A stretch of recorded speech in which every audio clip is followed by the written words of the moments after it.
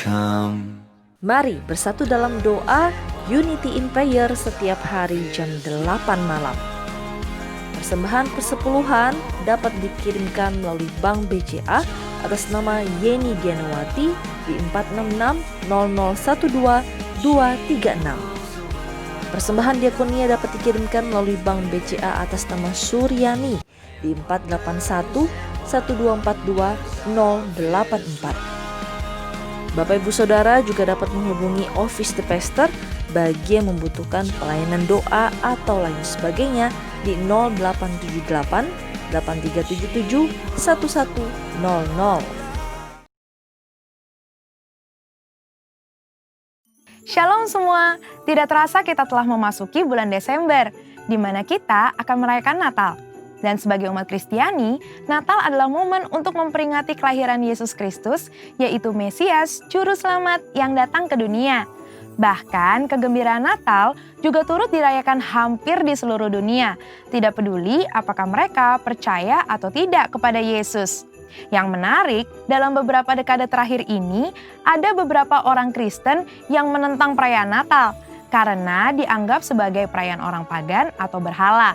Ada juga yang berpendapat bahwa tidak ada perintah di dalam Alkitab untuk merayakan Natal. Maka dari itu, mari kita memahami bersama arti dan esensi dari perayaan Natal yang sebenarnya. Kata Natal sendiri berasal dari bahasa Latin natalis yang artinya lahir atau kelahiran. Dan di dalam bahasa Inggris, kata Christmas berasal dari bahasa Inggris kuno yaitu Christmasmasse atau Christmas, yang artinya penderitaan Kristus, di mana penderitaannya dimulai saat dia datang dan lahir menjadi manusia. Hal ini menunjukkan bahwa memang Natal selalu berkaitan dengan kelahiran Yesus Kristus ke dunia sebagai manusia. Beberapa orang Kristen yang menolak perayaan Natal berpendapat bahwa Natal adalah perayaan pagan yang dimulai pada tahun 274 Masehi oleh orang-orang Romawi untuk menghormati matahari dan Saturnus pada titik balik matahari di musim dingin yang umumnya jatuh pada tanggal 25 Desember. Namun, saat Kaisar Konstantinus Agung menjadi Kristen, festival Romawi ini diubah menjadi perayaan kelahiran Yesus, di mana fokus penyembahan yang tadinya kepada matahari menjadi kepada Tuhan, yaitu Sang Surya kebenaran dan Sang Surya pagi dari tempat tinggi, seperti tertulis dalam Maleakhi 3 ayat 2, Mazmur 84 ayat 2, dan Lukas 1 ayat 78. Mengganti hari raya matahari menjadi hari kelahiran Yesus Kristus bukanlah penyembahan berhala. Mengenai tanggal 25 Desember sebagai hari Natal, ini adalah tanggal yang paling banyak digunakan untuk perayaan Natal gereja-gereja. Namun, ada beberapa denominasi yang merayakannya pada tanggal lain, biasanya antara awal Desember hingga Januari. Hal ini terjadi karena sulit untuk menentukan tahun, bulan, dan tanggal yang pasti kapan Yesus dilahirkan. Namun, satu hal yang pasti, Yesus benar-benar pernah dilahirkan. Gereja sendiri sudah memperingati kelahiran Yesus semenjak awal abad pertama dan kedua, sebagaimana dicatat oleh para pemimpin gereja setelah era para rasul. Artinya, ibadah Natal memperingati kelahiran Yesus justru jauh lebih dulu dari perayaan matahari atau Saturnus bangsa Romawi di abad ketiga. Pada tanggal 25 Desember 350 Masehi, Uskup Julius I dari Roma memutuskan untuk mengadakan ibadah Natal memperingati kelahiran Yesus dengan maksud menandingi festival matahari atau Saturnus Romawi. Ternyata lebih banyak orang yang menghadiri ibadah Natal di gereja-gereja. Semenjak itu, secara tradisi, orang Kristiani merayakan Natal pada tanggal 25 Desember. Melihat catatan-catatan para petinggi gereja tentang perayaan kelahiran Yesus, maka perayaan Natal pada 25 Desember bukanlah upaya kristenisasi dari festival matahari orang-orang non-Kristen. Malah mungkin sebaliknya, festival matahari adalah upaya romanisasi hari Natal. Selain itu, pendapat bahwa tidak ada perintah di dalam Alkitab untuk merayakan Natal adalah pendapat yang tidak tepat. Karena secara esensial, justru merayakan Natal adalah hal yang alkitabiah. Merayakan dan menceritakan kelahiran Yesus hingga kenaikannya harus dilakukan gereja untuk memuridkan jemaat dan memberitakan Injil Kristus, yang artinya kita sedang memberitakan firman Allah, memuliakan dan melaksanakan misi Allah. Menurut Lukas pasal 1 dan 2, ada 7 fokus Natal yang harus kita pahami.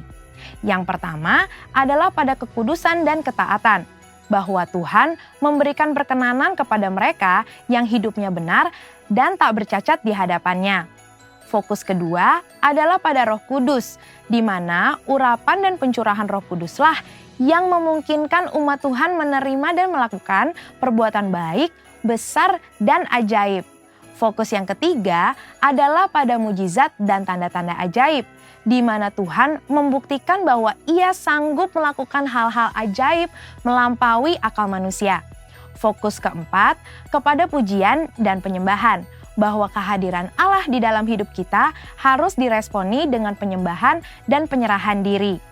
Fokus yang kelima adalah pada keselamatan bagi semua bangsa, di mana kedatangan Yesus Kristus adalah bagian dari rencana keselamatan Allah bagi dunia. Fokus yang keenam yaitu pada Bapa di surga yang setia pada setiap janji yang Ia buat dengan manusia. Dan yang ketujuh, fokus kepada Kristus, bahwa fakta Tuhan hadir dalam hidup kita adalah hal yang terindah karena Tuhan tidak meninggalkan kita, ada di antara kita, dan senantiasa hadir di dalam hidup kita. Merayakan Natal di tengah pandemi COVID-19 juga pastinya akan terasa sangat berbeda. Namun ketika kita betul-betul memahami 7 fokus yang terdapat di dalam Lukas 1 dan 2, kita akan mengerti esensi Natal yang sebenarnya, yaitu merayakan Natal dengan kesederhanaan seperti yang dicontohkan Yesus pada saat Ia lahir. Bahkan Alkitab menentang perayaan Natal yang berlebihan dan mengingatkan kita untuk terus berbagi seperti Kristus yang telah membagi hidupnya dengan kita. Percayalah bahwa terang Kristus tetap ada di dalam hidup kita, sehingga kita dapat menjalani kehidupan bersamanya. Biarlah sukacita Natal dapat kita peroleh saat kita merayakan Kristus dan kehadirannya, bahkan di tengah pandemi ini. Mari kita tetap merayakan lahirnya Yesus, Sang Mesias. Saudara, untuk penjelasan lebih lanjutnya dari tim teologi kami mengenai perayaan Natal, ornamen Natal, dan lain sebagainya, jangan lupa buka link yang ada di atas atau scan barcode yang tersedia. Selamat Hari Natal, Tuhan Yesus memberkati.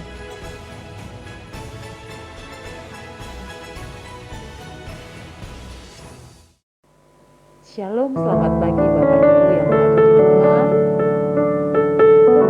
Kembali kita datang beribadah secara online pagi hari ini bersama keluarga. Saya berdoa biarlah di dalam setiap keluarga kita ada kesehatan, ada kesepakatan. Dan bagaimana ada kesepakatan dan kesehatan, di situ pasti berkat Tuhan dicurahkan. Amin. Kita percaya bahwa tahun ini Tuhan telah menjaga kita, Tuhan telah memelihara setiap kita. Tuhan akan menuntaskan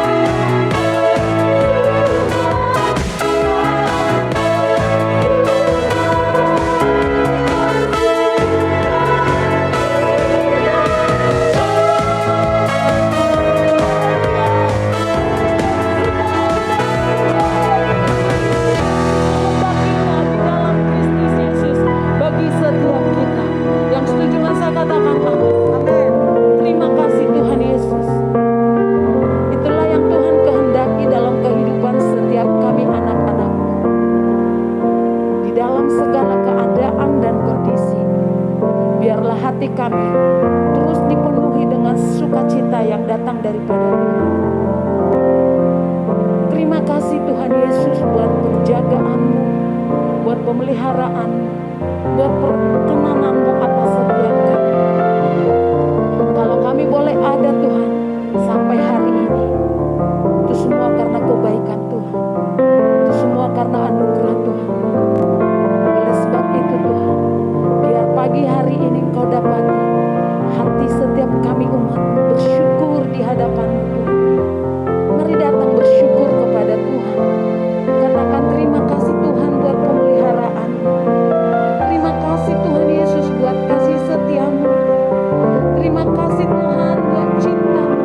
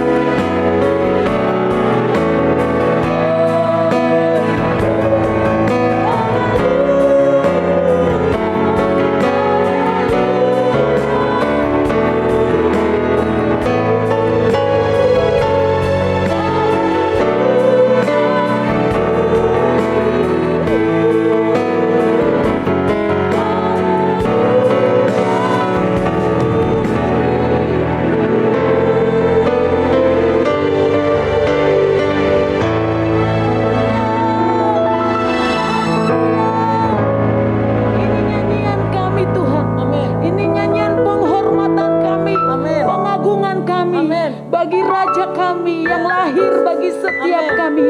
Terpuji-pujilah Engkau Tuhan, dari selama-lamanya sampai selama-lamanya. Sama-sama kita berkata, amin, amin. Terpujilah Tuhan, haleluya. Shalom Bapak Ibu Saudara sekalian yang dikasihi Tuhan. Apa kabar? Saya berharap semua dalam keadaan baik-baik saja.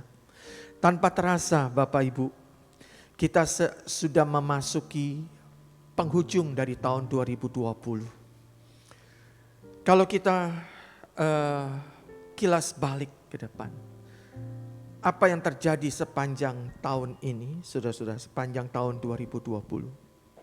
Seperti kita ketahui, saat-saat seperti ini dunia tengah dilanda dengan berbagai macam goncangan yang disebabkan oleh COVID mempengaruhi semua roda kehidupan manusia di seluruh dunia, saudara-saudara.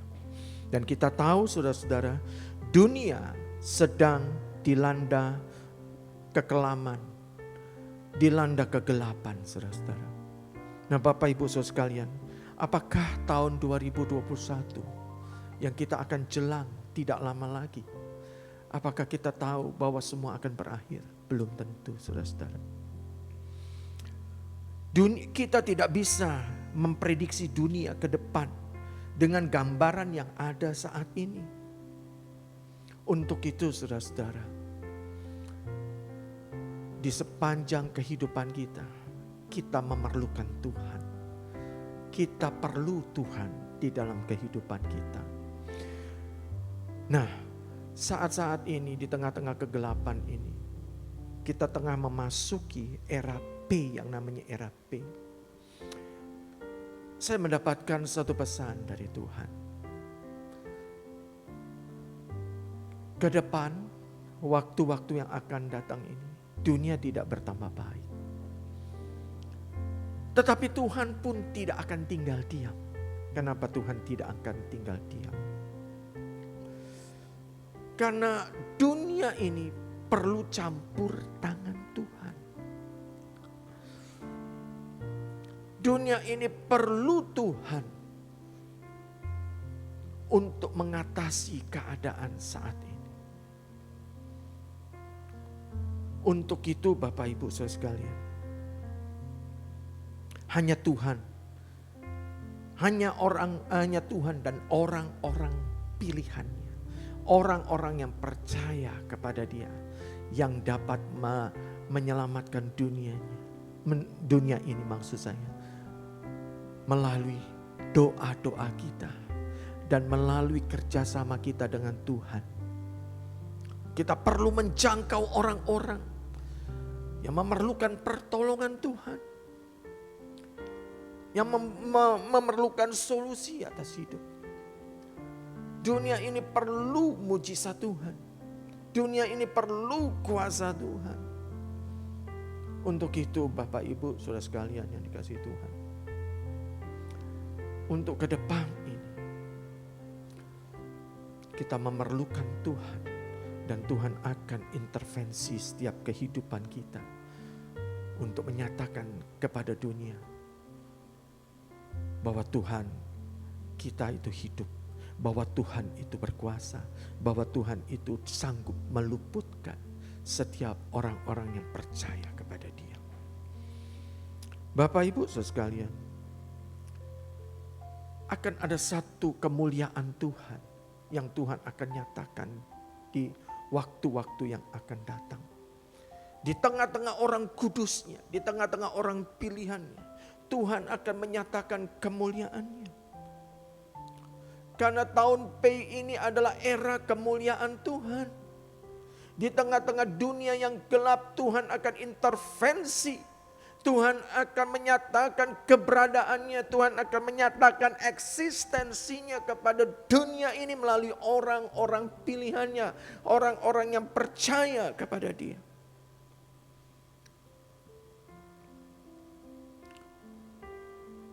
Akan terjadi perbedaan antara orang-orang yang sungguh-sungguh dengan Dia dan juga orang yang biasa-biasa. Karena saudara-saudara dan saya akan dipakai Tuhan untuk perkara-perkara yang besar, untuk memuliakan Tuhan di muka bumi ini, untuk membawa terang Tuhan di muka bumi ini. Kita melihat satu contoh, satu kisah di dalam Kisah pasal pasal ketiga ayat pertama sampai dengan ke-6.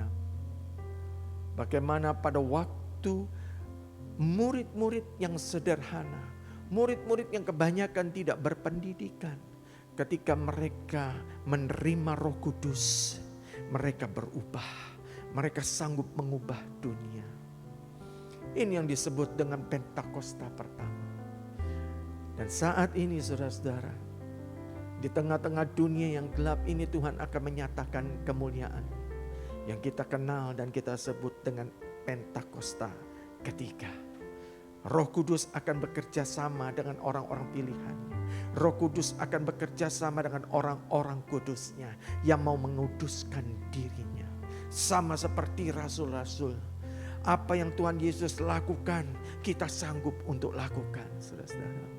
Kita lihat satu kebenaran firman Tuhan dari Kisah pasal yang ketiga, ayat yang pertama sampai dengan yang ke-6.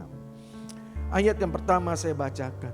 Pada suatu hari menjelang waktu sembahyang, yaitu pukul 3 petang, naiklah Petrus dan Yohanes ke bait Allah. Di situ ada seorang laki-laki yang lumpuh sejak lahirnya sehingga ia harus diusung. Tiap-tiap hari orang itu diletakkan dekat pintu gerbang bait Allah yang bernama Gerbang Indah untuk meminta sedekah kepada orang yang masuk ke dalam bait Allah.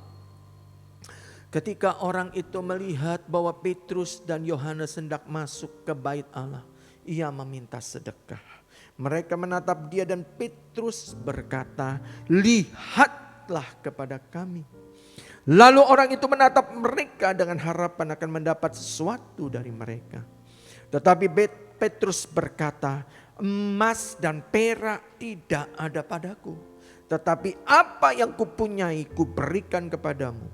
Demi nama Yesus Kristus orang Nazaret itu, berjalanlah." Lalu ia memegang tangan kanan orang itu dan membantu dia berdiri. Seketika itu juga kuatlah kaki dan mata kaki orang itu. Ia melonjak berdiri lalu berjalan kian kemari dan mengikuti mereka ke dalam bait Allah. Berjalan dan melompat-lompat serta memuji Allah. Seluruh rakyat itu melihat dia berjalan sambil memuji Allah. Lalu mereka mengenal dia sebagai orang yang biasanya duduk meminta sedekah di gerbang indah bait Allah. Sehingga mereka takjub dan tercengang tentang apa yang telah terjadi padanya. Bapak, Ibu, saudara sekalian yang dikasihi Tuhan. Ketika Petrus dan Yohanes masuk ke bait Allah, di situ ada seorang pengemis yang setiap hari dan sudah bertahun-tahun dia di situ karena dia seorang yang lumpuh sejak kecil sudah bawaannya, saudara-saudara. Enggak pernah dia merasakan bagaimana dia bisa menapak kaki di tanah kemudian dia berjalan. Nah, Bapak Ibu saudara sekalian, pada waktu itu Petrus dan Yohanes masuk dan melakukan mujizat yang luar biasa ini. Seorang yang lumpuh sejak lahir, sejak bawaan dia memang tidak bisa berjalan. Tuhan melakukan mujizat yang dahsyat dan dia mampu berjalan. Bapak Ibu, bagaimana hal ini terjadi? Saya mau katakan sekali lagi, ke depannya gereja Tuhan akan melakukan perkara-perkara ajaib seperti ini. Untuk menjangkau, untuk memberikan solusi dunia yang tengah dilanda kekelaman. Pada waktu itu Petrus dan Yohanes itu berjalan dan begitu melihat orang pengemis ini berharap sesuatu pada Petrus. Petrus berkata, "Lihat kepada kami." Dan Petrus berkata, "Emas dan perak tidak ada padaku, tetapi apa yang kupunyai kuberikan kepadamu. Demi nama Yesus Kristus orang Nazaret itu, berjalanlah." Bapak Ibu saudara sekalian yang dikasihi Tuhan, Petrus berkata, "Emas dan perak tidak ada padaku." Ini bukan berbicara Petrus tidak memiliki harta benda. Tetapi ini satu kiasan, satu gambaran. Di dalam kehidupan Petrus dan Yohanes. Bahwa Yesus itu melebihi emas dan perak di dalam kehidupannya. Satu syarat ketika saudara-saudara sebagai anak-anak Tuhan untuk menjadi terang yang membawa kemuliaan Tuhan dalam kehidupanmu. Seberapa besar nilai atau value Yesus di dalam kehidupanmu. Seberapa berartinya Yesus di dalam kehidupanmu. Itu menentukan besarnya kuasa atau kemuliaan Tuhan yang dinyatakan. Yang akan menudungi kehidupan orang-orang percaya. Seberapa besar hidupmu, engkau memberikan nilai, engkau memberikan prioritas, engkau memberikan fokus hidupmu kepada Kristus. Sebesar itu pula engkau akan mengalami kemuliaan Tuhan. Bagi Petrus dan Yohanes tidak ada hal lain yang paling berharga di dalam kehidupan mereka. Selain daripada Yesus. Melebihi emas dan perak. Melebihi segala sesuatu pun, apapun yang ada di dalam kehidupan mereka. Ini berbicara tentang prioritas hidup mereka, bukan lagi kesenangan dunia dengan apa yang ada di dalamnya. Yang seringkali menghambat hubungan kita, yang seringkali menghambat berkat Tuhan, yang seringkali menghambat kemuliaan Tuhan dan kuasa Tuhan bekerja dalam kehidupan gereja Tuhan dan orang-orang pilihan Tuhan. Dan mereka bukan lagi fokus kepada diri mereka. Bukan kepada harta benda. Tetapi prioritas hidup mereka. Pusat hidup mereka sepenuhnya tertuju dan terfokus kepada Tuhan. Apakah saudara-saudara dan saya bisa seperti mereka? Mari saudara-saudara. Seberapa besar engkau memberikan porsi Yesus dalam hidupmu. Seberapa besar Yesus begitu bernilai dan berharga di dalam kehidupanmu. Itu yang akan menentukan Tuhan bekerja di dalam kehidupan kita. Di dalam Lukas pasal yang ke-9 ayat yang ke-57 dan 60 sampai 62 berkata demikian. Ketika Yesus dan murid-muridnya melanjutkan perjalanan mereka, berkatalah seorang di tengah jalan kepada Yesus, "Aku akan mengikut engkau kemana saja engkau pergi." Yesus berkata kepadanya, serigala mempunyai liang dan burung mempunyai sarang, tetapi anak manusia tidak mempunyai tempat untuk meletakkan kepalanya. Ayat ini berbicara saudara-saudara, apakah Yesus sudah menjadi kepala dalam hidupmu? Apakah Yesus sudah benar-benar menjadi Tuhan dalam hidupmu? Yang terpenting, yang terutama, yang terlebih dari segalanya. Ada lagi yang berkata saudara, aku ikut Tuhan. Aku mau sungguh-sungguh hidup Tuhan. Tetapi hanya di dalam lip service saja. Pasal ini, ayat ini berbicara berbagai macam orang, bermacam-macam karakter orang dalam mengikut Tuhan. Ada lagi yang berkata di dalam ayat yang ke-59, lalu ia berkata kepada seorang lain, ikutlah aku. Yesus tanya, ikut aku. Yesus membuka diri, ikut aku. Tetapi orang itu berkata, izinkanlah aku pergi dahulu menguburkan Bapakku. Tetapi Yesus berkata, biarlah orang mati menguburkan orang mati. Tetapi engkau pergilah dan beritakan kerajaan Allah di mana-mana. Dan seorang lagi berkata, aku akan mengikut engkau Tuhan. Tetapi izinkan aku pamitan dahulu dengan keluargaku. Tetapi Yesus berkata, setiap orang yang siap untuk membajak tetapi menoleh ke belakang, tidak layak untuk kerajaan Allah. Nah kalau kita lihat saudara-saudara ayat-ayat ini rasanya kok arogan sekali Yesus.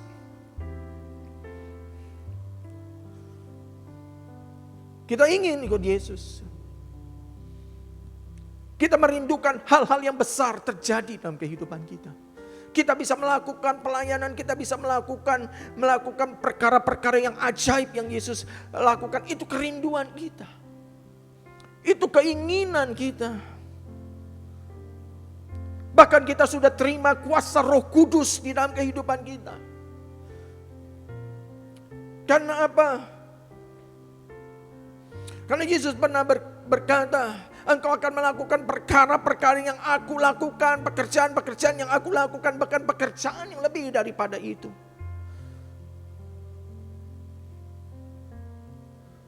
Engkau akan menerima kuasa kalau Roh Kudus turun ke atasmu. Engkau bisa membangkitkan orang mati, engkau bisa menyembuhkan orang sakit, engkau bisa mencama dan memberikan apa? Engkau bisa mencama dan orang lumpuh itu bisa berjalan, tetapi itu tidak pernah terjadi, saudara. Kita sering berkata, aku pingin Tuhan ikut engkau. Tapi apakah Yesus sudah menjadi yang terbaik, terutama di dalam kehidupan kita? Belum tentu, saudara-saudara.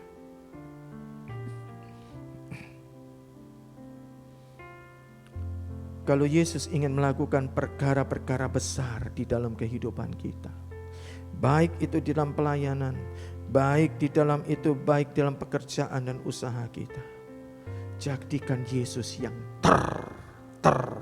terutama.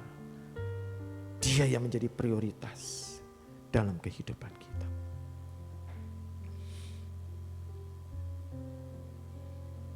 Jika kita ingin melihat pekerjaan Tuhan terjadi dalam kehidupan kita, anugerah Tuhan, kebesaran Tuhan, mujizat Tuhan, kebaikan Tuhan, kasih Tuhan. Jika kita ingin melihat, mengenal pribadi Tuhan, kita ingin mengenal lebih lagi pribadi Tuhan dalam hidup kita, melihat nyata pribadinya yang besar dalam hidup kita. Hal-hal yang besar itu tadi, yang ajaib, seberapa besar penyerahan hidup kita. Seberapa besar totalitas kita kepada Tuhan. Fokus kita, prioritas kita, menjadikan Dia yang terutama di dalam kehidupan kita. Itu adalah harga yang harus kita bayar, saudara-saudara. Banyak orang Kristen hal-hal yang sepele engkau tidak melayani. Banyak orang menjadi orang Kristen hal-hal yang sepele engkau tidak beribadah. Banyak hal-hal yang sepele, saudara-saudara, ketika kita ibadah kita tidak menghormati Tuhan. Itu yang pertama. Seberapa besar Yesus, seberapa besar nilai Yesus dalam kehidupan kita. Yang kedua, saudara-saudara, kita harus mengubah mental hamba, mental pengemis menjadi mental prajurit. Bapak Ibu, saudara sekalian yang dikasihi Tuhan.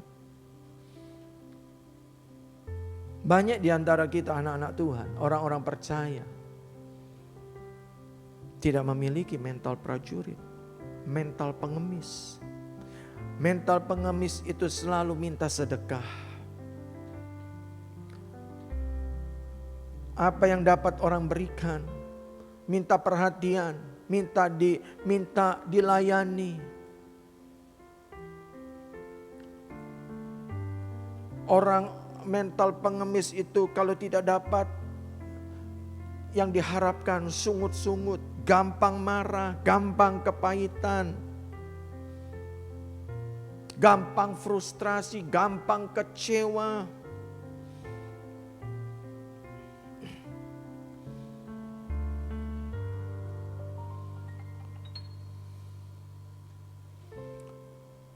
Selalu minta belas kasihan, orang harus pengertian dengan dia. Harus maklum, enggak disiplin juga maklum. Nah Bapak Ibu, semua ini enggak bisa ditegur.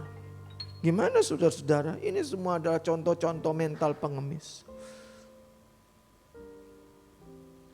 Tetapi orang yang memiliki mental prajurit itu berbeda. Mari kita ubah hidup kita dari mental pengemis menjadi mental prajurit.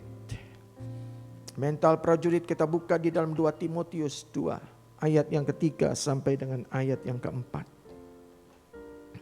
Demikian firman Tuhan.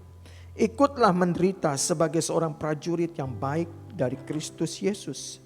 Seorang prajurit yang sedang berjuang tidak memusingkan dirinya dengan soal-soal penghidupannya. Supaya dengan demikian ia berkenan kepada komandannya. Bapak Ibu Saudara sekalian yang dikasihi Tuhan. Harga yang dibayar oleh seorang prajurit, terutama prajurit Kristus, tahan mental atau kuat menderita, kuat di dalam penganiayaan, kuat di dalam tekanan, kuat piawai dalam segala medan peperangan, kuat dalam menahan nafsu, kuat terhadap daya tarik dunia, kedagingan, keinginan mata dan lain-lain. Kuat dalam godaan. Tapi taat dan tunduk kepada komandannya. Sekalipun itu bertentangan dengan keinginan kita, dengan pikiran kita, dengan logika kita.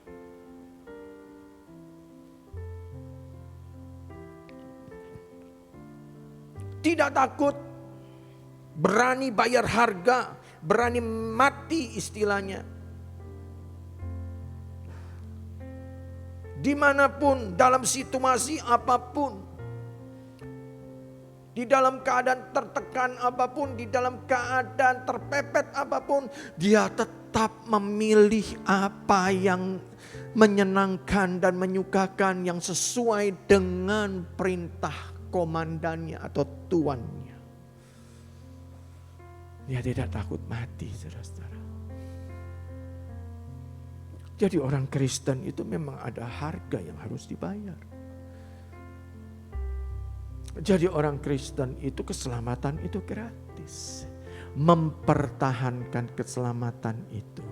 Dan lebih dari itu, jika saudara-saudara menginginkan hal-hal yang mulia, ada harga yang harus kita berikan.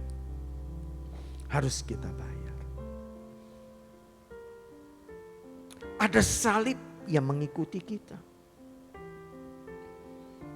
Jadi orang Kristen bukan hanya mengerti firman dan melakukannya, menjadi orang Kristen yang dewasa, tetapi saudara-saudara menjadi orang Kristen yang dewasa, tetapi juga menjadi Kristen yang tahan uji dalam setiap kondisi apapun.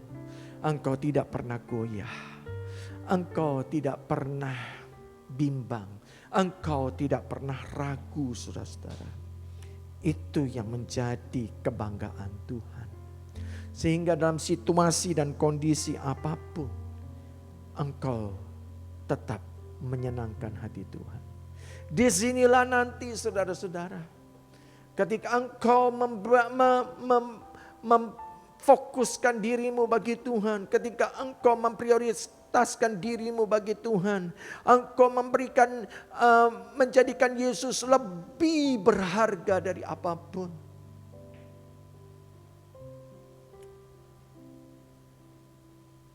Dan engkau saudara-saudara menjadi orang Kristen yang memiliki mental prajurit. Dalam segala situasi apapun kau tetap pada pendirianmu. Engkau berdiri sesuai dengan kebenaran firman Tuhan. Sesuai dengan apa yang Tuhan inginkan dalam hidup.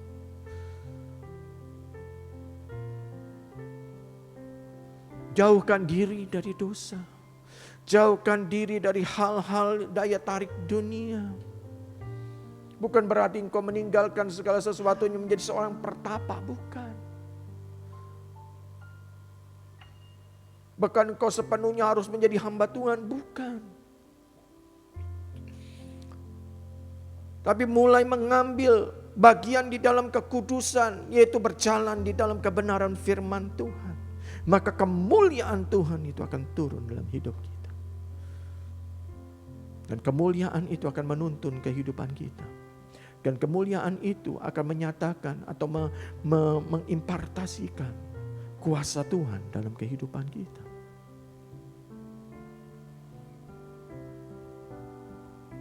Mulai lakukan hal-hal yang kau bisa lakukan.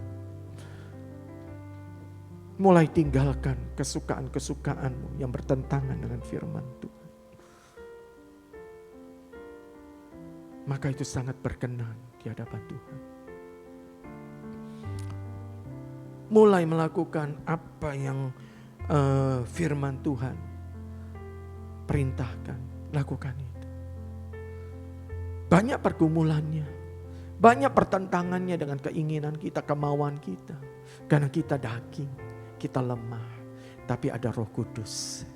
Saya yakin dan percaya, step by step, ketika kita mulai melangkah untuk hidup kudus, hidup benar di hadapan Tuhan, hidup berkenan di hadapan Tuhan, engkau tidak akan lagi tertarik dengan dunia ini, kesukaan, kesenangan dunia ini. Karena Roh Kudus mulai semakin besar mengintervensi hidup kita, mulai besar menguasai kita, menguasai hidup kita dan mulai mengendalikan hidup kita. Hidup yang dikendalikan oleh Roh Kudus, maka hidupnya sepenuhnya ada di dalam kemuliaan Tuhan. Tidak ada kegelapan yang dapat menjamah, menggoda kita. Tidak ada lagi keinginan-keinginan yang menggoda kita. Karena Tuhan yang ambil alih dan selalu mengintervensi hidup kita. Amin. Mari kita renungkan firman Tuhan. Kita berdoa kepada Tuhan. Terima kasih Engkau telah berfirman kepada kami.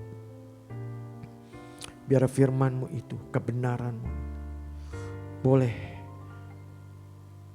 menjadi bagian dalam kehidupan kami dan menguduskan kehidupan kami. Roh Kudus, tuntun kami, pimpin kami. Supaya kami semakin hari semakin berkenan di hadapan Engkau. Kami semakin hari semakin menguduskan diri kami. Karena kami percaya di waktu-waktu yang akan datang kami memerlukan kemuliaan Tuhan. Kami memerlukan terang Tuhan untuk menerangi kegelapan ini. Dan jadikan kami partner-Mu Tuhan untuk menyatakan kebesaran dan kemuliaan-Mu di tengah-tengah dunia yang gelap ini. Jadikan kami terang dunia ini. Terang yang penuh dengan kemuliaan. Terima kasih Bapa, berkati gereja-Mu, berkati orang-orang pilihan-Mu, berkati mereka dimanapun mereka berada. Terima kasih untuk pagi hari ini. Mari kita angkat kedua tangan kita Bapak Ibu Saudara sekalian.